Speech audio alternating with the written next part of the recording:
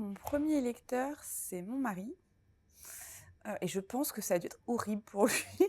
Oui, parce que déjà, alors moi, à l'inverse, moi, je supportais pas de le voir lire. C'est vraiment, il fallait qu'il le fasse, il fallait qu'il le fasse vite, parce qu'une fois qu'il Oui, je l'avait, comprends. j'allais pas en plus Ouais. attendre dans l'incertitude. Mais il fallait surtout pas que je le voie, parce que vraiment, sinon je le regardais avec des grands yeux de hibou en me disant, est-ce qu'il sourit, est-ce Toutes qu'il ces sourit pas assez, expressions. exactement. Et en plus, il pouvait pas gagner, le pauvre, c'est-à-dire que s'il me disait, c'est génial ce passage, c'est super, vraiment, j'ai adoré, je me disais, il en fait trop parce que il m'aime, donc il sait que c'est important pour moi, donc il trouve ça super, mais ça veut rien dire. Et si à l'inverse, il me disait, ah, ce truc-là, ça marche pas super, je me disais, non, si lui, il me dit que ça marche pas super, alors qu'il m'aime et que, hein, c'est que c'est vraiment nul.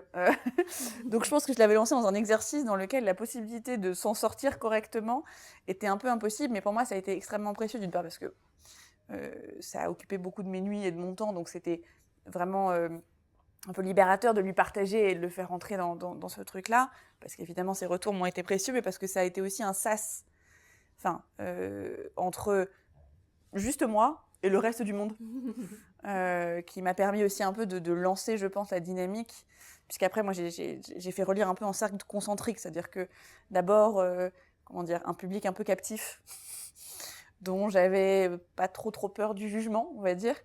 Puis ensuite un public averti, c'est-à-dire pas expert, mais on va dire qui lit beaucoup, qui a un esprit critique et dont je savais que si vraiment c'était pas bien, il me le dirait. Parce que moi, ma grande peur, c'était de me tromper complètement. Enfin, c'est-à-dire quand on s'est dit depuis des années qu'on est quelque chose, mais quand on l'a jamais vraiment expérimenté. Expérimenté. Pardon, je vais faire une analogie vraiment nulle, j'espère que vous me pardonnerez, mais je sais pas si vous avez jamais regardé de la télé-réalité, la Nouvelle Star, des trucs comme ça, et vous voyez parfois, vous savez, dans les auditions, je regardais ça quand j'étais adolescente, des gens qui chantent, et on voit que pour eux c'est quelque chose de très sérieux, et quand toi tu regardes spectateur, tu te dis, mais attends, ils chantent pas juste, enfin, il n'y a pas une Il y a un belle voix. décalage. Ouais. Exactement, et là tu te dis, mon Dieu, il y a un décalage complet entre la perception qu'ont ces gens d'eux-mêmes et de leur talent, ouais. et la réalité, et personne ne leur a dit avant qu'ils se retrouvent dans cette situation. Donc moi, j'avais très peur de peut-être être dans cette situation, croire que c'est quelque chose que je faisais bien, et en fait, pas du tout. Et donc, ce deuxième cercle concentrique, pour moi, a vocation à éliminer ce risque-là, c'est-à-dire de gens qui s'étaient vraiment nuls me le diraient. Il y a une part de subjectif, c'est-à-dire tout le monde trouve pas ça super, et tout le monde trouve pas ça pas bien, mais il y a des choses qui sont juste pas réussies aussi. Et ensuite, j'avais un troisième cercle concentrique qui était des gens dont j'étais pas proche, mais qui avaient un rapport plus ou moins lointain avec le milieu littéraire. Alors, je connaissais pas de gens qui dans le milieu littéraire, mais des gens qui relisent des scénarios ou qui ont été, voilà, et à qui je l'ai donné en troisième lieu pour avoir un œil, peut-être pas d'expert, mais en tout cas plus proche, avant de me lancer vraiment dans Bonjour Monsieur l'éditeur. Alors pour ma part, donc à cette époque, je vivais à Montpellier, donc ça avait été surtout lu en atelier d'écriture, des passages en atelier.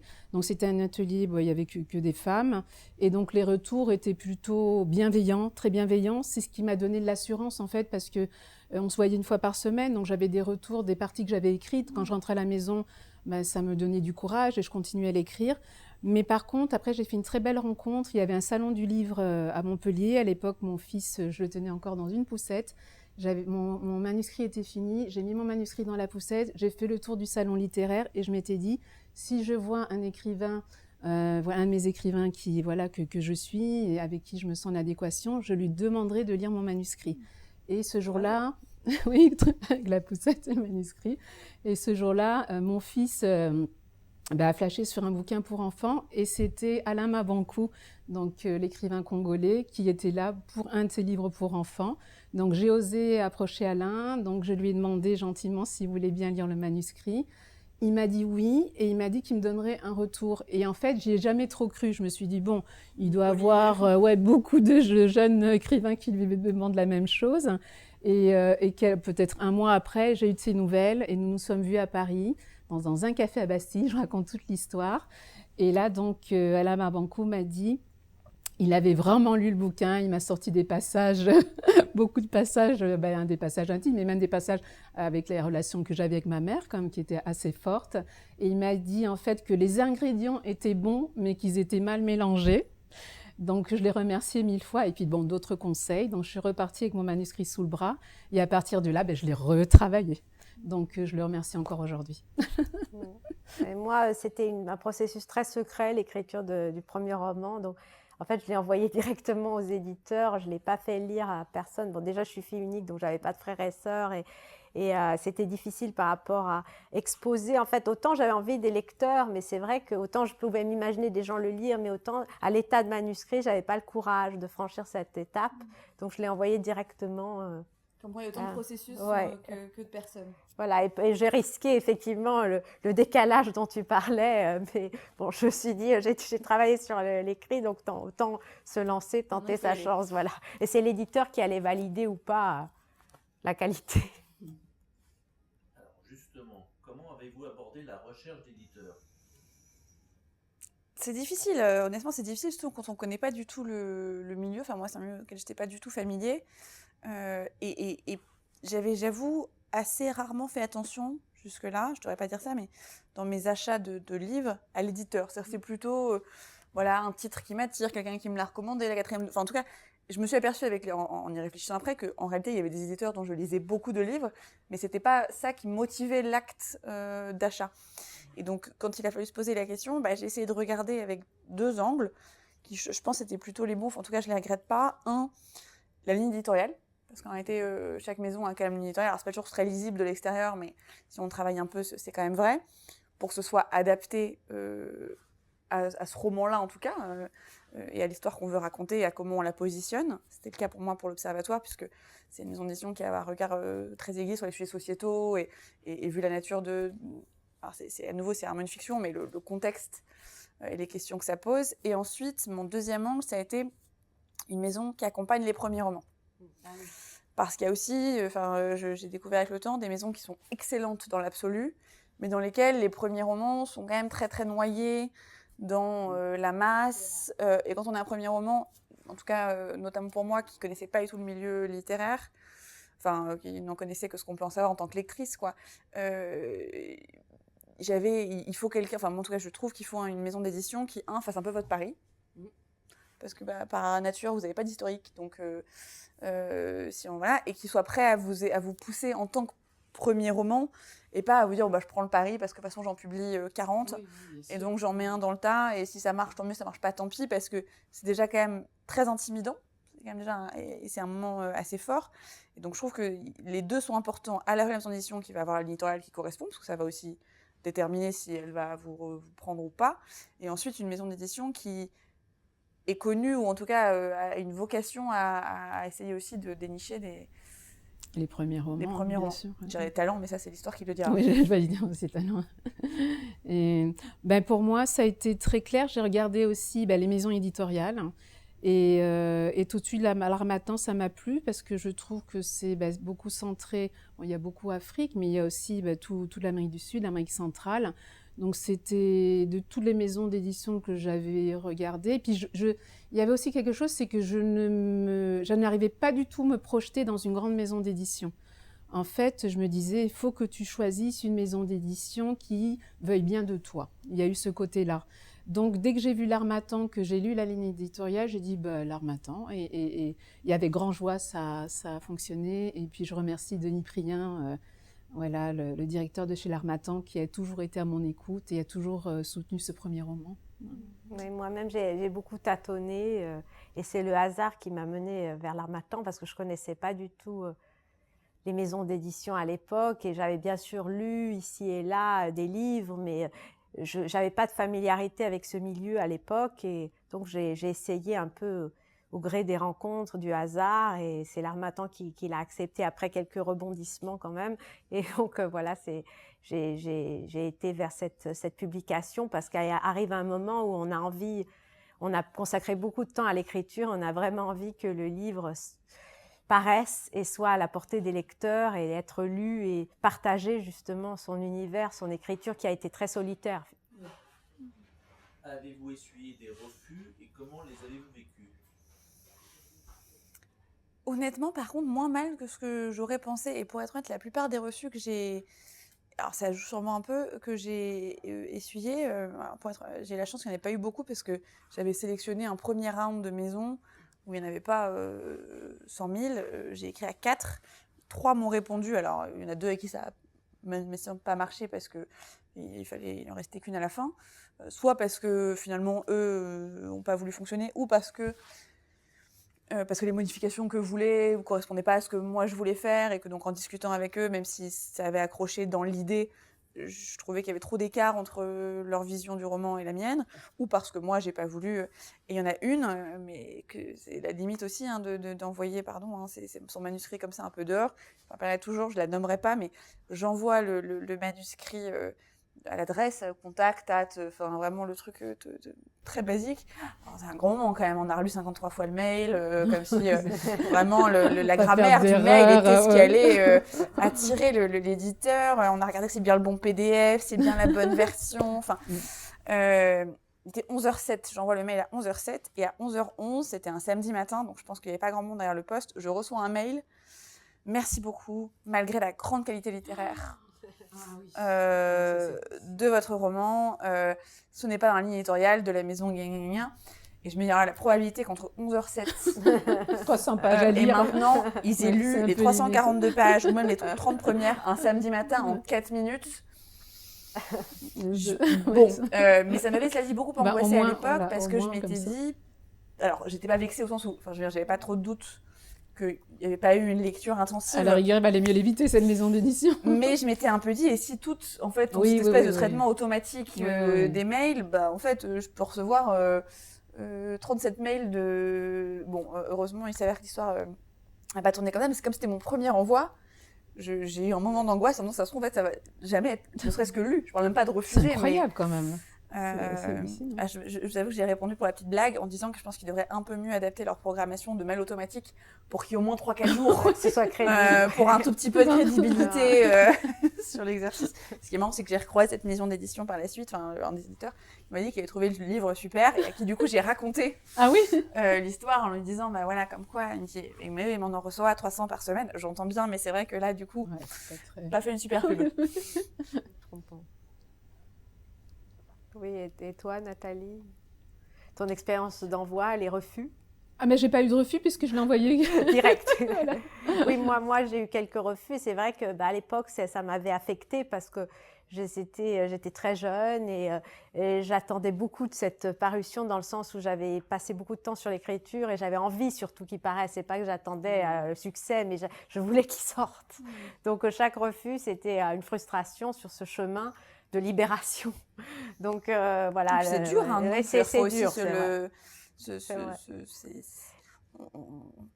Toute la vie est faite de noms, mais là c'est un nom un peu d'une nature différente quand même. Oui, là, c'est intime, ça touche à... Et puis c'était l'époque des manuscrits, j'apportais le manuscrit, c'était pas un mail. C'est vrai que moi, c'est la chance, ça avait un beau donc, PDF. on recevait une lettre, donc je guettais le courrier, il y avait ces lettres. Je savais tout de suite que c'était un refus parce que c'était très... C'était pas épais du tout. Il y avait, comme on met de 4 minutes, c'était assez sûr que c'était pas une... On attend plus un appel de l'éditeur pour dire... Oui, c'est ça, d'habitude, ou un c'est contrat, un appel. Voilà. Un contrat. Oui, il y a un appel de toute façon tout de suite, donc je savais à l'avance, mais c'est vrai que c'est une épreuve quand même. Quelle rencontre éditoriale a été décisive? Alors du coup, je suis un peu tentée de dire celle qui m'a édité. Non, pour être honnête, et je me permets de le dire, j'espère qu'ils m'autoriseront. Les autres éditeurs dont j'avais eu le contact, le truc avait été très classique, c'est-à-dire qu'ils m'ont répondu un mail en me disant voilà, on l'a lu, on a trouvé ça bien, pas bien, bon, on propose d'échanger, voilà. La maison de l'Observatoire, j'ai reçu un texto de Muriel Beyer, qui est un peu un personnage par ailleurs, dans l'édition, même moi qui ne connaissais pas bien le milieu, je voyais que c'était Muriel Beyer. Et j'ai reçu un texto qui m'a dit « Je suis en train de lire votre livre, ça me plaît, ne faites rien pour l'instant. » Un texto, donc en plus, j'avais pas, je me rappelais même pas qu'il y avait mon téléphone dans la signature. Un peu énigmatique, mais alors, en même temps incroyablement enthousiasmant, parce que c'était le tout début, donc tu te dis... Puis ensuite, silence radio pendant peut-être un mois, où je m'étais dit, bon, le truc est un peu reparti comme il est venu. Et puis, un matin, je reçois un mail de son assistante, voilà, Muriel Beyer propose d'échanger à l'Observatoire, elle propose des créneaux, machin et trucs, évidemment j'accepte. Je m'y rends, elle était là donc avec Laurent Nunez, qui est devenu du coup mon éditeur.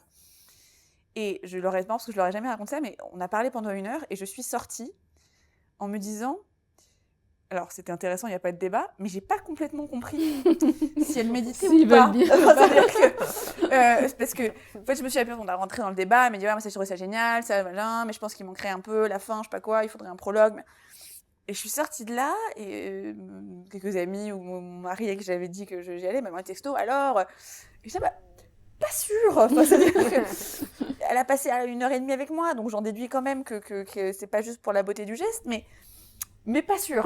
Bon, il s'avère au final que l'histoire se termine bien à cet égard, mais je pense que je me rappellerai de cette scène. Peut-être si j'ai l'occasion, j'essaierai de la caser un jour dans un roman ultérieur parce qu'elle m'a laissé une impression forte. Oui, ce qu'il faut. Ben, moi, j'avais donc reçu par courrier le contrat, donc j'ai signé. Et ensuite, j'étais encore sur Montpellier, je suis venue à Paris. Et il y a une particularité je le nomme, hein, je pense qu'il donnera aussi l'autorisation, directeur de l'Harmattan, donc Denis Prien. Il a une particularité, c'est qu'il déjeune avec ses auteurs. Donc, je trouvais ça incroyable. Donc, il m'a donné rendez-vous, donc proche de la maison d'édition. Et toujours le même restaurant. Et voilà, c'est son habitude. Je trouve ça vraiment très généreux de sa part. Et là, l'échange a été merveilleux parce que je l'ai félicité. Je l'ai félicité contre. Je l'ai remercié. On s'est mutuellement félicité de. Je l'ai remercié 1000 fois pour cette parution. Et puis, l'échange a été pour moi au début, quand même un petit peu impressionnant. Et après, de façon naturelle, c'est un homme qui a énormément de qualités, qui a créé quand même un empire. Et c'est quelqu'un très à l'écoute. C'est quelqu'un qui connaît très bien son travail. C'est un grand professionnel. Et je me suis toujours tout de suite sentie en confiance. Et je me suis dit que j'avais beaucoup de chance d'avoir été éditée par lui. Et donc, c'était en 2014. Et jusqu'à aujourd'hui, par la suite, j'ai publié d'autres livres dans d'autres maisons d'édition, mais jusqu'à aujourd'hui, je suis toujours en contact avec lui et ça nous arrive d'aller déjeuner au même restaurant. Belle image. Ouais, moi-même, en fait, j'ai reçu une lettre très anonyme. J'ai l'impression que personne n'avait lu le texte et c'était une lettre de refus et donc de l'Harmattan. Et donc j'ai appelé et c'est comme ça que j'étais en contact avec Denis Prien aussi, qui est allé rechercher le manuscrit et qui là l'a lu. Vraiment, mais pas. Il a pris beaucoup de temps pour le lire, plusieurs mois. Donc, je l'appelais de temps en temps. Il en était au chapitre 3, au chapitre 5. Et finalement, il a terminé. Ça me semblait interminable et il a souhaité le publier. Donc, c'était aussi un chemin assez difficile. Il fallait de la patience, disons. Oui, c'est vrai qu'ils reçoivent énormément de sollicitations. Et puis le temps qu'on triple dans ces moments-là. On ne se rend pas compte, mais voilà, c'est vrai que. Mais bon, la moindre des choses, c'est avoir une réponse de façon correcte. Je suis à deux de renvoyer un mail pour voir s'ils ont corrigé le... Ils font toujours la même. À partir de quand vous êtes-vous dit « je suis romancière » ? Au moment de l'écriture, de la signature du contrat ou quand le livre est paru ? Est-ce que ce mot « romancière » a changé quelque chose pour vous dans le regard que vous portez sur vous-même ? Je crois que je me le dis toujours pas. Je réfléchis. Je me le dis toujours pas. Enfin, c'est-à-dire que d'ailleurs, je le dis. Enfin, je le vois parce qu'au début de la conversation, j'ai dit voilà, quand on est écrivain, et je me suis dit, mais est-ce que je rentre dans cette catégorie ? Alors oui, facialement oui, évidemment, puisque du coup j'ai écrit un premier roman qui est publié que. Hein, mais j'ai l'impression que c'est un peu plus. C'est pas une fonction. On peut pas dire je suis écrivain comme je suis. Comptable ou médecin et donc mon ressenti c'est que c'est un peu un badge d'honneur que j'ai pas encore l'impression, je pense, d'avoir complètement encore mérité. Alors moi ça a pris beaucoup de temps. Alors pour moi j'étais pas du tout romancière, ni pour le premier ni pour le deuxième, peut-être le troisième parce qu'il avait été repéré par le Nouvel Obs qui m'a contactée. Et par la suite, donc ils m'ont contactée, vraiment ils contactaient la romancière. Donc là, je me dis, ah oui, quand même. Et à partir de là, je me suis dit, bon, il faut peut-être que tu commences à te dire que tu es vraiment une romancière. Et ils m'ont demandé d'écrire pour eux aussi. Donc là, à partir de là. Donc ça a pris quand même pas mal d'années. Bon, j'espère que ça va jouer parce que je vais cette conversation avec mon éditeur et j'ai un papier qui sort dans le Figaro jeudi. Et il m'a dit, tu verras peut-être que de le voir écrit, ça jouera. Oui, C'est vrai. Oui, c'est vrai. Oui, il y a une validation de l'extérieur. Voilà, c'était une validation la presse, pour moi. Oui, ça aide beaucoup, je trouve, à porter de voir dans cette légitimité. Voilà, dans le magazine Nouvel Obs, son nom, l'encart, les petites étoiles. Enfin, voilà, je te dis, ah bon, donc je fais partie quand même de ce cercle très particulier. Voilà, à partir de là. Ouais. Je suis d'accord. Ça, c'est vrai que la presse, la critique, le regard extérieur, ça assoit ce rôle qu'on a du mal parfois On a tellement fantasmé ouais, aussi, ouais, je c'est pense, ça. qui du coup perd un peu de sa tangible. Enfin, C'est son caractère sacré, ouais, on le voit concrètement. Oui, oui, oui. Qu'attendiez-vous d'un éditeur et qu'avez-vous découvert en réalité? je pense que c'est assez difficile à dire parce que l'impression que j'en ai maintenant que j'ai eu l'occasion d'échanger avec un certain nombre d'auteurs, c'est que il y a autant d'éditeurs que de romans et de personnes. Enfin, c'est-à-dire que des éditeurs plus ou moins intrusifs, qui travaillent plus ou moins avec vous, qui sont plus, enfin, dont le rapport est plus ou moins. C'est-à-dire, je parlais à un autre primo-romancier qui était avec moi dans un article de presse, peu importe, et qui me disait mais toi, tu communiques comment avec ton éditeur? Je dis on s'envoie des textos. Il me dit ah, mais t'as son numéro de téléphone? Et je dis genre vous écrivez en morse. Enfin, donc je pense qu'il y a vraiment en fait des formats et des proximités très différentes. Moi, ce qui m'a un peu surpris, c'est que c'est à la fois beaucoup plus transformant et beaucoup moins que ce que je pensais. Enfin, c'est-à-dire que beaucoup plus, c'est-à-dire qu'il y a des choses qu'il a fait changer. Enfin, il m'a rien imposé et je lui en suis d'ailleurs vraiment gré, mais qui ont changé quand même profondément sur son idée. Par exemple, le roman se terminait avant l'épilogue dans sa version initiale et il n'y avait pas de prologue, donc c'est quand même ça change un peu quand même une dynamique. Et à l'inverse, moi je m'attendais un peu à un travail un peu presque fastidieux en ligne à ligne, bah ça je dirais pas ça comme ça. Et en fait, pour le coup, moi ça n'a pas été le cas de figure, c'était plus une relecture. Après il y a eu une relecture factuelle mais par quelqu'un d'autre qui n'est pas l'éditeur, exactement un correcteur qui a relu la grammaire, qui a trouvé quelques incohérences. À tel moment je disais ça marchait pas, mais donc c'était à la fois beaucoup plus transformant sur des choses structurantes, le début, la fin, et à la fois moins peut-être intrusif quelque part que ce que je m'étais moi-même figuré.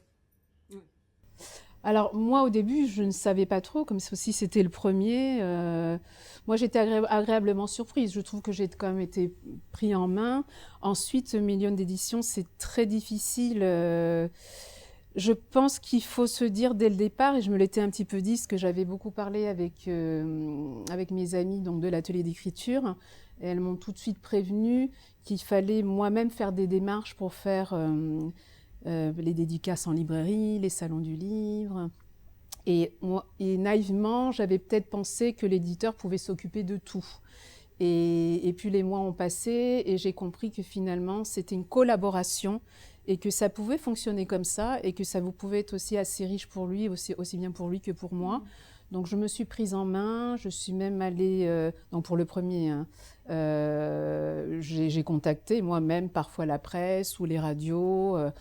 Ensuite, si ça bloquait, c'est lui qui les contactait. Voilà, il y a vraiment une collaboration. Je ne pense pas que ça se passe comme ça dans toutes les maisons d'édition.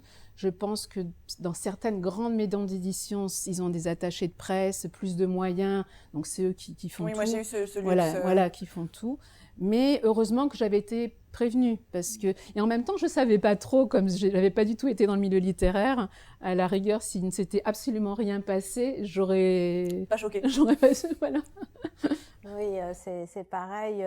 Je pense qu'il y a beaucoup d'initiatives de la part de l'auteur, de ses réseaux, de sa personne aussi, parce que finalement c'est un livre, mais aussi c'est l'auteur que viennent chercher les médias, c'est la figure avec son milieu, son environnement, sa personnalité. Donc ça joue beaucoup et je pense que même si l'éditeur est très présent, il ne peut pas remplacer cet investissement qu'on est obligé d'avoir pour accompagner la sortie du livre. Et donc c'est pour ça que je ne comprends jamais les personnes qui écrivent sous pseudonyme, parce que c'est difficile d'accompagner un livre si on est caché derrière un nom. Racontez le moment où vous avez tenu votre livre imprimé pour la première fois. Alors c'est marrant parce que preuve d'ailleurs que je connaissais mal le fonctionnement de l'édition au global. Donc en juin, mon éditeur m'appelle en me disant voilà, on fait une soirée avec les libraires.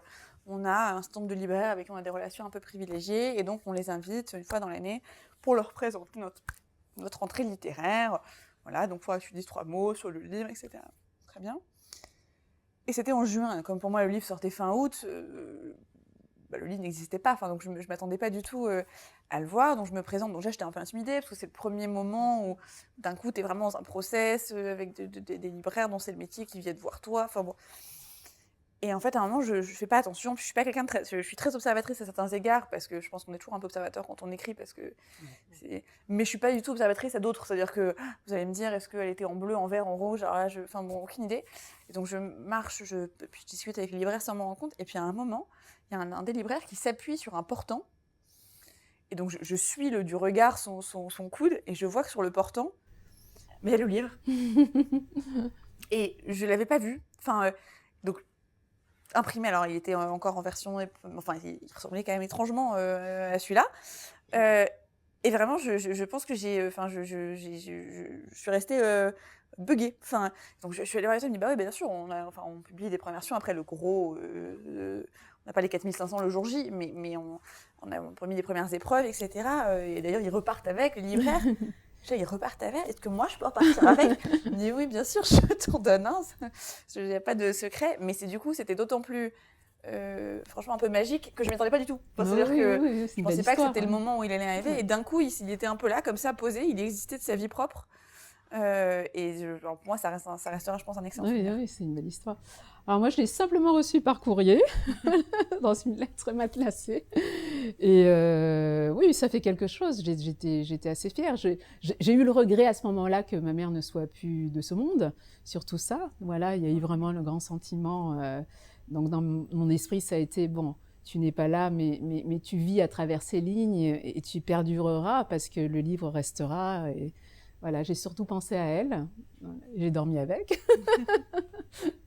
C'est vrai que ça fait impression, cet objet concret, parce que ça reste quelque chose d'assez abstrait pendant tout un temps, l'écriture, même si on a son manuscrit, mais c'est un fichier, enfin et puis tout d'un coup, il y a cette incarnation, cet objet qui est partagé avec l'extérieur, et donc c'est vraiment ça concentre quelque part.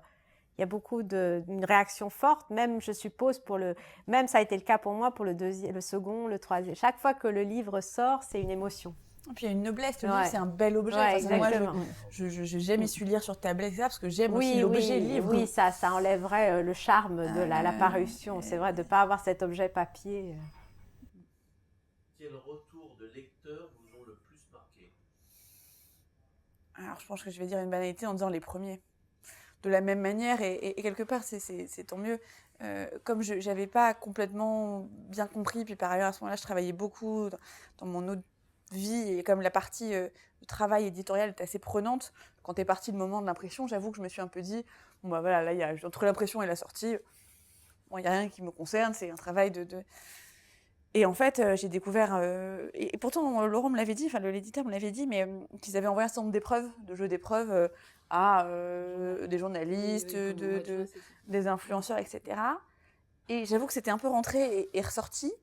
Et puis comme ça, au milieu du mois de juillet, je commence à recevoir des messages. Alors ce truc un peu, on m'avait dit qu'il fallait mettre Instagram. Moi, je suis pas très réseaux sociaux habituellement, mais j'ai bien fait parce que j'ai découvert tout un monde littéraire sur Instagram que je trouve vraiment passionnant.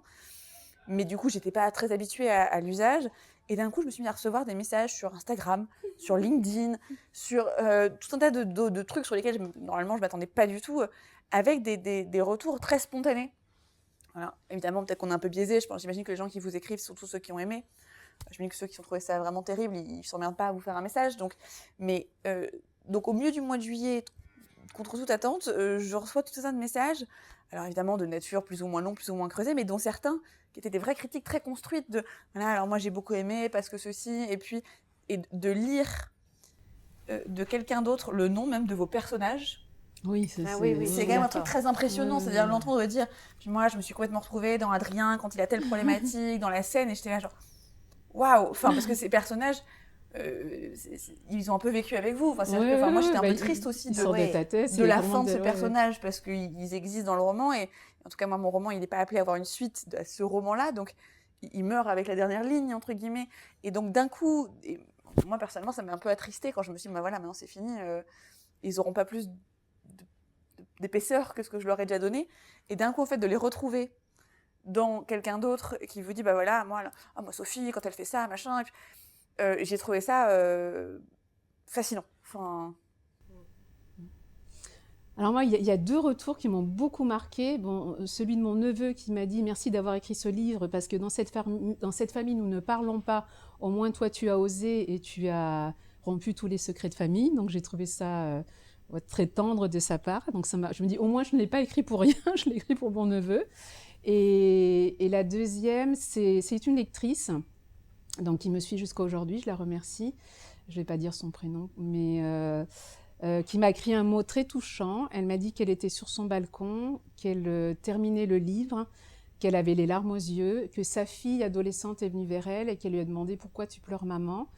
Et elle lui a dit « Eh bien, le livre de Nathalie Maraleni m'a beaucoup touchée, mais je voulais aussi te dire quelque chose que je n'ai jamais osé te dire, c'est que j'ai été abandonnée dans un hôtel. » Et à partir de là, cette jeune fille, que je suis aussi, qui est une artiste, ça leur a permis à toutes les deux aussi d'arrêter avec ces secrets de famille et d'arriver à comprendre leur histoire familiale. Donc ça m'a beaucoup touchée, j'en ai pleuré quand j'ai lu. Ça m'a beaucoup. Je me suis dit, comment j'aurais jamais cru que mon livre pourrait, autant de force, que ça puisse toucher autant quelqu'un aussi profondément. Non, c'est vrai que c'est très perturbant quand les personnes reprennent vos personnages. Ça a un impact. On sent qu'il y a un impact du livre et que ça devient réalité et que ces personnages qu'on a inventés, tout d'un coup, ils prennent vraiment vie. Et ça, je trouve qu'avec le livre, il y a une vie qui se... Moi, ce qui m'avait marqué, c'était... j'avais ce jury du prix Contrepoint qui avait lu le livre et qui l'avait beaucoup apprécié. J'ai eu le prix Contrepoint et c'est vrai que ça a été très encourageant parce que quelque part, on attend vraiment des retours. Mais même les retours négatifs, pour moi, ça a été très enrichissant parce que il n'y a rien de pire que l'indifférence. D'être ignoré, quelqu'un qui ne vous lit pas. Et même si c'est négatif, au moins, ça a attiré son attention. Donc, ça, c'est... Comme dans la vie d'ailleurs, c'est ça, oui. Oui. Ou les lecteurs qui vous engueulent presque « Pourquoi tu n'as pas écrit sur ceci, cela, tu as oublié telle personne ?» C'est assez cocasse. Enfin, il faut se dire que dès que le livre est publié, il nous appartient plus. Mais finalement. c'est un cheminement de Ouais. l'accepter. Oui. Je le comprends intellectuellement. Moi, je me suis fait engueuler aussi. Y a-t-il eu des réactions inattendues, bouleversantes ou difficiles? Voilà, moi j'ai Non, répondu. Oui, on a répondu. Oui. Comment vos proches ont-ils lu ou pas lu votre roman? Alors moi, il y en a encore qui sont beaucoup en cours, donc je réserve mon jugement, mais je vais dire quelque chose pour le coup ça rentre aussi dans la catégorie précédente, c'est-à-dire ce qui bouleverse et ce qui marque. J'ai une famille très aimante qui m'a beaucoup soutenue dans l'absolu, mais c'est vrai que là, pardon, je dévoile aussi un peu de l'intime, comme j'ai plutôt eu une carrière professionnelle très soutenue, à des très hauts niveaux, etc. J'ai toujours dit que j'écrivais, mais comme je me faisais pas lire, et qu'à côté de ça, je montais les échelons, le cabinet ministériel, le truc, je pense que dans mon entourage, il y avait une partie de mon entourage qui pensait que c'était un peu un mythe. C'est-à-dire que voilà, je disais ça comme d'autres disent, moi j'adorerais faire du parapente ou être jardinier dans une autre vie, mais que c'était quand même un peu un mythe et que moi, mon focus, ma focale, elle était plutôt sur ma carrière professionnelle, et donc il y en a, je pense, quand ils l'ont lu, ont été, et je le dis avec vraiment tout l'amour du monde, très surpris que ce soit bien. C'est-à-dire qui bien sûr s'était toujours dit c'est bien parce que c'est ma fille, ma nièce, je l'aime, elle est super, Ouais. elle est mais bon, On n'est pas pris au sérieux. oui, parce que voilà, je disais ça, mais ça fait 20 ans que je le dis, et il se passait rien. Et puis là, ils l'ont lu, et comme moi, j'en ai très peu parlé, jusqu'à très tard, en fait, pratiquement jusqu'à la parution, je sais pas, j'avais un peu un truc de me dire, à tout moment, ça peut ne pas se faire. Oui, je comprends. Espèce Ouais. de Oui, on a souvent ça, ouais. suspicion, je sais pas, de presque un peu mystique, mais de me dire, on sait jamais, ça peut ne pas, une superstition, ça peut ne pas arriver. Donc j'en ai très peu parlé. Pratiquement jusqu'au moment, et puis voilà, par ailleurs, l'Observatoire a fait un très bon travail de com, donc il y en avait effectivement un peu partout, dans toutes les librairies, donc c'est devenu, pour mes proches, je pense que c'est passé un peu de zéro à rentrer à la FNAC et il est posé là, donc forcément ça les a un peu surpris, et donc quand les premiers l'ont lu, il y en a je pense qui ont été un peu, qui m'ont dit mais en fait c'est super, et en fait c'est le mais en fait, qui était très, pas du tout négatif, mais qui était, je pense, surpris que c'était plus que finalement un truc que je me racontais. Oui, je comprends. Oui. En général, mes proches, mes amis, j'ai eu beaucoup de retours de proches, amis, lecteurs. Tout s'est très très bien passé. Il y a une personne par contre qui a beaucoup tardé à le lire et qui m'en parlait pas du tout. Et après, j'ai su que cette personne-là, elle en parlait en soirée. Elle disait oui, le livre. Donc elle était fière, mais mais jamais directement. Et ça m'a toujours beaucoup étonnée. Ouais, voilà, mais apparemment, elle en faisait de la publicité, mais elle n'a jamais vraiment osé Oui, moi, j'ai pas une expérience beaucoup d'amis qui l'ont lu parce que je pousse pas le livre auprès de ses amis. Après, certains, oui, spontanément, Oui, mais oui, d'autres pas du tout. Et en fait, il y a plus d'intérêt parfois de lecteurs complètement que je connais pas, étrangers, qui ont lu de ligne C'est à un autre ligne, exercice voilà, complètement. et qui sont passionnés par le sujet. Et d'autres, les proches, on a l'impression que c'est un devoir, oui, parfois bien, une contrainte. Et c'est ça, c'est la surprise. On pense que ça va intéresser d'abord nos proches et en fait pas du tout parce qu'ils ne se reconnaissent pas dans cet univers, dans cette histoire. Ça ne résonne pas avec leur propre réalité. Oui, Exactement. Est-ce qu'une critique ou un article a changé votre regard sur votre livre? Non. Enfin, je pense que rien peut changer mon regard sur mon livre parce que c'est comme dire est-ce que quelque chose peut changer ton regard sur ton enfant. Enfin, alors je caricature un peu parce que j'ai pas d'enfant, ça se trouve, je dirais, mais je pense que non. Par contre, j'ai été assez amusée et intéressée de voir des interprétations parfois très différentes. C'est-à-dire que j'ai reçu des critiques de gens qui m'ont dit moi voilà j'ai adoré, puis là m'ont commencé à me raconter tout ce qu'eux ils y avaient perçu et pourquoi ça leur avait plu. Alors pas de doute c'était bien le même roman parce que voilà c'était les mêmes personnages, mais alors moi c'est pas forcément du tout l'interprétation que moi j'ai de ces passages-là ou de ces scènes-là ou de ce message-là, et à la fois c'est un peu surprenant parce que tu te dis attends, enfin il y a quand même une vérité, c'est la mienne puisque je l'ai écrit. Et en fait, non, il n'y a pas de vérité. Enfin, peu importe.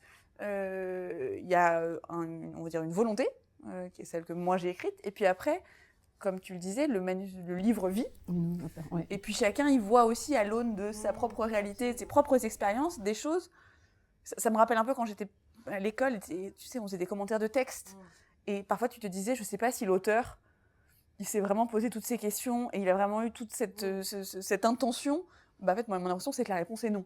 Enfin, il y a beaucoup de choses d'intention et il y a aussi beaucoup d'intentions que d'autres vont voir et qui ne seront pas les mêmes. En fait, c'est un kaléidoscope. Oui. Selon comment tu regardes, tu vois des choses différentes.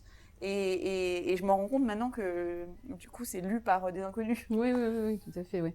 Alors moi, je me suis détachée assez rapidement de ce premier livre parce que j'avais démarré dans la foulée le deuxième. Et comme ça avait été quand même très fort pour moi, c'était quand même assez intime, je me suis dit, voilà, il ne m'appartient plus, je le laisse vivre. Et des fois, j'avais des retours un peu incohérents, des gens d'interprétations qui n'étaient pas forcément ce que j'avais voulu dire, ou des reproches, pourquoi je n'avais pas mis tel personnage dans le roman. Donc j'ai trouvé ça assez étrange. Et ça prend les gens aussi au cœur. Oui, voilà, oui, des gens qui avaient connu un peu l'histoire familiale et ils disaient « Ah, il me manque telle et telle personne ». Et donc, au bout d'un moment, je me suis dit, bon, maintenant, je le mets de côté, j'y pense plus, et j'étais partie sur autre chose. Mais c'est vrai que j'ai eu des retours, mais bien des années plus tard, et c'est pas du tout les mêmes que sur le moment, et on n'a pas le même regard soi-même sur son écriture. Même le regard soi-même qu'on porte peut changer aussi en fonction des événements, de la grille de lecture, parce qu'il s'est passé depuis plein d'événements par rapport MeToo, etc., ce qui a changé aussi la lecture de beaucoup de personnes. Donc ça on le regarde aussi avec le prisme d'une époque. C'est ça, le prisme d'une époque, tout à fait. Alors, que représente pour vous la rencontre avec les lecteurs en salon ou en librairie? Alors j'ai encore du mal à dire parce que ma première soirée de lancement est demain. Bravo. Un baptême. Merci, j'ai hâte et en même temps, voilà. Et ensuite j'ai 4 ou 5 salons du livre là jusqu'à janvier, mais j'en ai encore fait aucun. Donc c'est difficile de vous faire un retour. Pour l'instant, tous mes retours ont été très intermédiaires, c'est-à-dire par des messages. Et je pense que c'est pas exactement pareil quand même.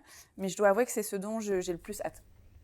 Alors moi, c'est une des... Bon, j'adore écrire, inventer des histoires, raconter. Ça ne me dérange pas d'être seule pendant des mois dans mon histoire. Mais je trouve que ce moment-là, c'est le cadeau. Pour moi, c'est le cadeau du ciel. C'est rencontrer les gens, pouvoir échanger. Et à chaque fois, il se passe quelque chose de particulier. Il y a toujours un petit quelque chose, soit parce que les gens ils se sont retrouvés, soit parce que les gens n'achètent pas du tout de livres, mais se confient beaucoup à vous. Et je trouve que c'est une grande chance parce que ça veut dire qu'ils nous prennent en considération, qu'ils ont confiance. Et humainement, moi, c'est ce que je préfère. Je suis vraiment fan des séances en librairie et puis les salons du livre. Si je pourrais en faire tous les jours, j'en ferais. Moi, j'aime bien la rencontre avec d'autres auteurs aussi parce que ça apporte un regard aussi sur l'écriture, la solitude de l'écriture. Et après, pour ce qui est de la rencontre avec les lecteurs, c'est toujours très passionnant, mais malheureusement, ils n'ont pas encore lu le livre. Donc, c'est encore plus intéressant quand ils reviennent avec un retour de lecture. Mais c'est toujours agréable d'échanger sur le sujet, déjà, parce qu'ils ont... souvent, il y a un ancrage, il y a quelque chose qui les attire dans le sujet, dans l'histoire. Ouais. Dans mon cas, souvent, c'est le petit drapeau brésilien, donc on commence à parler. Voilà, il y a toujours un petit lien. Est-ce que ce premier livre Alors, non, pas de suite au sens de ce livre-là. Ce livre, pour moi, il est une entité à part entière et c'était tentant parce que dans les idées de l'éditeur, il y avait aussi plein de choses qui auraient pu se passer après la fin. Et j'étais tentée à un moment de me dire, en fait, non, je pense que pour le coup, il doit être autoporteur. C'est pour ça qu'au final, il y a un épilogue qui permet d'explorer un peu ces idées-là et de projeter un peu vers l'avenir. Comme je dis, c'est un peu un roman d'anticipation, donc c'était intéressant de voir, il y a un basculement, il y a un moment clé qu'on suit tout au long du roman, puisque tout le roman se structure X temps avant cette date, etc. Mais pour moi, il est un objet autoporteur qui n'a pas vocation à avoir une suite. Par contre, oui, il y a d'autres projets, ça c'est sûr. Je pense que, enfin moi, on m'a posé cette question, ça m'avait beaucoup intriguée. On m'a dit, ah, est-ce que tu comptes écrire d'autres livres? Et en fait, oui. Enfin, je comprenais pas trop qu'on puisse se la poser. Après, est-ce que d'autres livres seront publiés, est-ce que d'autres livres vont marcher? Ça, c'est un autre débat. Mais j'ai mal à concevoir, et pourtant je pense que ça existe, mais qu'on puisse écrire un livre. C'est-à-dire que pour moi, ça c'est un truc qu'on a en soi et qu'on a besoin de faire, et on va le faire à l'infini, indépendamment de la réception ou pas d'ailleurs. Mais j'avais beaucoup de mal à imaginer qu'on puisse dire, bah voilà, ça y est, ça c'est fait, j'ai écrit un roman, maintenant je vais me mettre à la poterie. Enfin, je veux dire, c'est un peu inconcevable dans ma matrice à moi. Oui. Alors moi, il y a un écrivain qui m'a dit quelque chose. Au début, je n'avais pas du tout compris. Il m'a dit, Nathalie, dans ton premier livre, il y a tous tes livres. Je me suis dit, comment ça, mon premier, il y a tous mes livres? Parce que le livre, il est bon, c'est fait, c'est terminé. Et en fait, dans ce livre-là, il y a effectivement de la matière pour plein d'autres livres. Voilà. Je trouvais ça. Ah oui. Et maintenant, je comprends très bien, puisque celui que j'écris actuellement, il y a une partie qui vient de là, en fait, et qui est née de là. Et puis, maintenant, aujourd'hui, je comprends ce qu'il veut dire. Donc, je pense que le premier c'est comme, il peut faire des branches, en fait. Oui, c'est très fort, un premier livre. Et c'est vrai que c'est tous les thèmes qui nous sont les plus chers. Et c'est un élan. Donc après, on retrouve les personnages, les thématiques, même s'il y a des écrivains qui changent complètement d'univers. Mais moi, j'adore lire des premiers romans. Parce que je trouve que ça a toute l'intensité, la force de cette frénésie que tu décrivais quand on écrit. On a envie, pour la première fois, de cet objet créatif, même si on écrit depuis longtemps. Mais le premier roman, il incarne toute cette vie, la vie. En quoi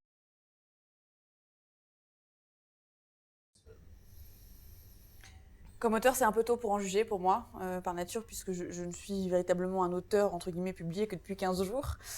Donc, faut le traiter avec un peu d'humilité. En revanche, en tant que personne, je pense qu'on est tous plein de personnes. Enfin, c'est-à-dire qu'on est un professionnel, on est une épouse, une mère, une amie, etc. Et puis, on est aussi plein de personnes dans sa tête. Et pour moi, ce qui s'est passé, c'est que d'un coup, cet autre persona qui n'existait que dans ma tête, hop, il s'est détaché. Et maintenant, il vit aussi sa vie. Et il vit des moments comme celui-là qui n'existaient pas il y a un an et qui étaient un peu inconcevables. Parce que en tout cas pour moi, quand on a envie d'écrire mais qu'on n'ose pas trop se projeter. Parce qu'on se dit, si je me projette, je vais en avoir encore plus envie. Et si ça marche pas. Donc pour moi, j'avais vraiment rien n'existait après le moment où tu l'envoies à l'éditeur. Le reste, c'était très théorique.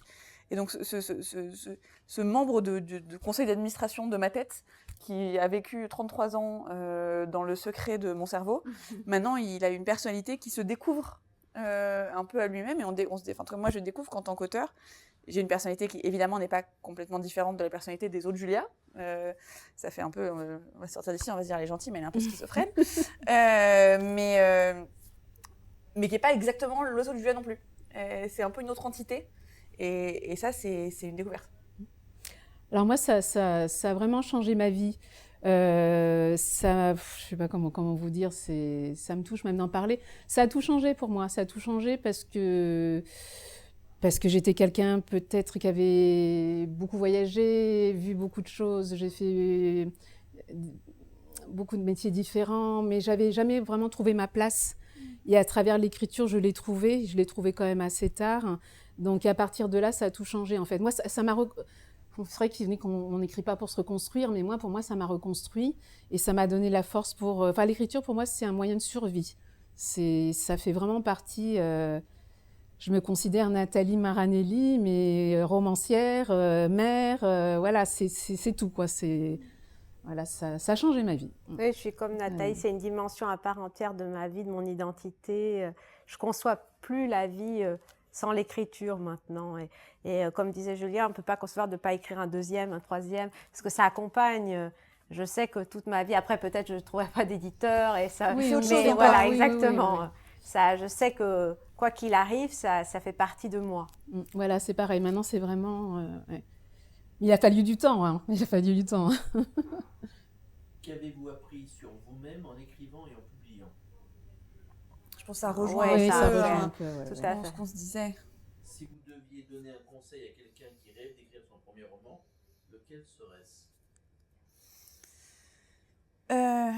Je crois que j'en donnerais deux, dont un qui est un peu poil à gratter. Un qui est que ils sont liés. Je pense qu'il faut être très persévérant pour écrire un premier roman. Un, parce que c'est un gros travail, que comme on se le disait précédemment, il y a quand même une grosse partie qui est vraiment du travail. Enfin, c'est-à-dire que c'est pas que le génie créatif, voilà, je suis la nuit et je bois un café noir en écrivant noircissant des De pages. l'absinthe.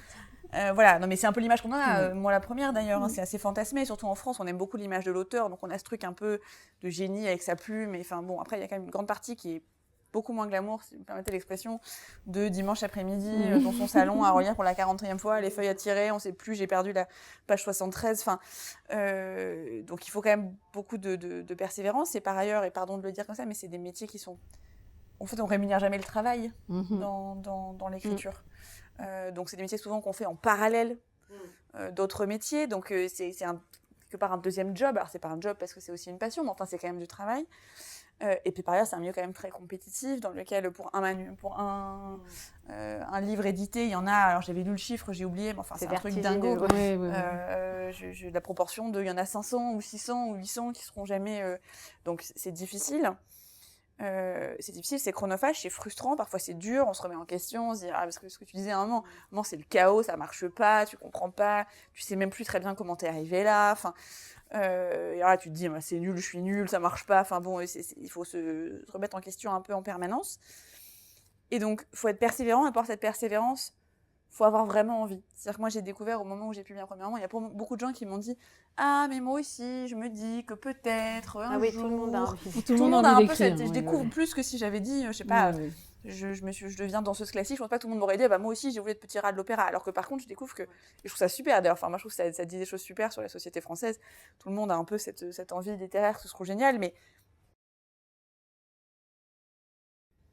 C'est juste un truc où tu te dis de temps en temps, tiens, je le ferais bien. Il y a sûrement des contre-exemples et des gens qui ont un peu envie et qui font un chef-d'œuvre.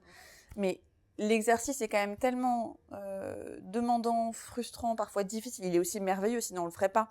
Mais il faut que le merveilleux soit suffisamment fort pour compenser. Sinon, je pense que c'est un sacerdoce. Oui, complètement d'accord. Mais moi, lequel conseil bon, je pense qu'on est tous tellement différents, mais en tout cas... Oui, il faut vraiment la persévérance et il faut s'y mettre en fait. Il faut juste s'y mettre, écrire, se relire, pas le faire lire à tout le monde, juste au début à une personne de confiance pour pas se laisser influencer. Je vais parler d'un écrivain, c'est pas que je lui fasse de la pub, mais achetez le livre ou lisez le livre d'Annie Lafernière, Le journal d'un écrivain en pyjama. Voilà, voilà, voilà, là, il l'avait écrit... pour quelqu'un de proche, et là vraiment il y a tous les conseils littéraires, et lui il le dit de façon très humoristique, et posez votre cul sur une chaise et allez-y quoi, voilà, mais ça veut dire du boulot, il faut s'asseoir, il faut écrire, et il faut savoir dire non quand on vous propose d'aller boire un pot, un dîner, il faut savoir ce qu'on veut en fait. Ouais, il faut de la discipline. Voilà, il faut vraiment de la discipline. D'où je pense qu'il faut vraiment cette envie, parce que sinon c'est beaucoup de contraintes. Oui, il y a un style, il faut que ça soit... travaille. Oui, c'est vraiment profond, quoi. Comme on dit, ça vient de là, quoi. Il y a quelque chose de fort. Si c'est à moitié, il ne vaut même pas s'engager, parce que financièrement, il y en a très peu qui vivent de ça. Donc voilà, quoi. Il faut vraiment que ça soit plus qu'une passion, quelque chose qui vous dévore de l'intérieur. Oui, il faut que ça vous habite. Vous habite, voilà. Et il faut que ça soit aussi son univers à soi. Il ne faut pas hésiter à écrire sur ce qu'on connaît, ce qui est familier, ce qui fait partie de ce qu'on a vu, et même si ça peut sembler inintéressant, parce qu'il y a toujours énormément de matière dans des vies, dans une vie, et même si c'est pas autobiographique, mais si ça fait partie de son identité, de ce qu'on connaît, l'élan il vient souvent, il accompagne, et si cette force elle est pas là, ça va se ressentir dans l'écriture. Je peux le dire d'autant plus facilement que moi j'ai écrit un livre dans lequel il se passe beaucoup de choses. Enfin, je veux dire, c'est pas un livre d'action, mais c'est vraiment un roman avec il se passe des choses, on sait pas, etc. Mais certains de mes livres préférés sont des livres dans lesquels il se passe rien. Ouais, On peut écrire un livre superbe Ouais. dans lequel il ne se passe rien. Mm. C'est-à-dire quand vous lisez L'étranger de Camus, Ah oui, globalement oui. il se passe pas grand-chose. Oui, On pourrait résumer le synopsis en 3 lignes, et c'est pourtant un livre Ah oui, merveilleux. c'est merveilleux. Oui, il ne faut pas se focaliser sur l'action, la Il est nécessité incroyable, de ce divertir. Il y a de voilà. tout, c'est l'œil que va apporter Tout à fait. l'écrivain, et si l'œil est bon, il peut raconter n'importe quoi et ça peut être génial. Absolument d'accord. Quelle place l'écriture occupe-t-elle désormais dans vos vies? L'écriture la même pour moi, puisque comme ça a toujours été là et que j'ai toujours écrit, ça n'a pas changé à cet égard. Ce qui a pris une autre proportion, c'est tout ce qui va avec, que je n'avais jamais fait. C'est-à-dire, voilà, effectivement, les retours de lecteurs, les moments comme celui-ci, les festivals du livre, les entretiens. Et ça, pour le coup, c'est toute la vie à côté qui, aujourd'hui, prend une place que je n'avais pas complètement imaginée. Ben moi, ça prend toute la place au quotidien. L'écriture est avec moi au quotidien. Je ne suis pas toujours en période d'écriture et de création, mais j'écris tous les jours. Voilà, c'est en permanence. Voilà, les idées viennent, pareil, je les note. Voilà, c'est au quotidien. Et moi, c'est Ouais. pareil, d'autant plus que je travaille dans l'édition. Donc, oui, c'est vraiment C'est partout. ma vie. C'est envahissant au possible. Avez-vous déjà un deuxième projet en cours? Oui et non, je fais une réponse de Normand. Oui, c'est-à-dire que j'ai une idée maintenant qui commence à bien se dessiner et qui d'ailleurs me brûle un peu les doigts, pour être honnête, mais que j'ai pas voulu lancer parce que c'est ce qu'on se disait tout à l'heure, quand on commence à écrire un roman ou probablement d'autres formats, mais il y a une partie, on est consumé au début, enfin, c'est-à-dire qu'on a envie de faire que ça, les machins, et donc je me réfrène de me lancer parce que je suis dans un moment où j'ai pas encore fini d'accompagner l'âme de fond, et où je me dis, si je m'autorise à partir dans ce nouveau projet, je vais malgré moi être happée, et je ne saurais pas donner le temps dont tu as encore besoin. Ce roman qui est encore adolescent, puisqu'il est maintenant dehors, mais il a encore besoin de la personne derrière. C'est comme un bébé, dès qu'il commencera à faire ses premiers pas, hop. On pourra se permettre de... Voilà. Mais là, je pense que j'ose pas complètement, mais oui, clairement. Et ça fait déjà un moment qu'il y a une idée et que je m'astreins à ne pas la laisser émerger. Eh bien, dans mon cas, j'en ai écrit d'autres après, hein, donc voilà. Et puis ça continue, et j'espère aussi pouvoir continuer. Ouais. Oui, c'est vrai qu'il y a quand même un écart, enfin un temps de gestation entre la fin d'un livre et le nouveau, parce que on ressort de là avec l'objet, et il y a l'accompagnement. Et donc se lancer tout de suite, ça peut être plus ou moins long, en fonction aussi de cet élan qui doit nous habiter. Dans ton cas, il arrive assez vite, donc c'est plutôt bon signe, parce qu'il y a certains auteurs qui mettent beaucoup de temps à sortir leur Après, ça ne veut pas livre. dire que le suivant sera le bon, Oui. enfin, en tout cas, mais les idées sont venues naturellement. Et moi, je connais des auteurs qui sont capables d'écrire presque 2 romans en même temps. Enfin, moi, je trouve que c'est comme dans une relation amoureuse. Tant qu'on est encore dans la précédente, on ne peut pas être dans la suivante. Enfin, en tout cas, moi, j'ai trop d'affect encore dans l'âme de fond pour pouvoir me consacrer pleinement. Mais à un moment, l'histoire va se clôturer naturellement et je pourrais transiter. En tout cas, merci beaucoup de nous avoir écoutés autour de l'écriture du premier roman, lors de ces entretiens croisés qu'on est amené à continuer sur le pari littéraire. Et j'espère que ça vous a apporté aussi un éclairage sur l'écriture, la publication, ce long chemin qui demande beaucoup de persévérance, comme on l'a dit. Merci. Merci pour Sandra. Merci.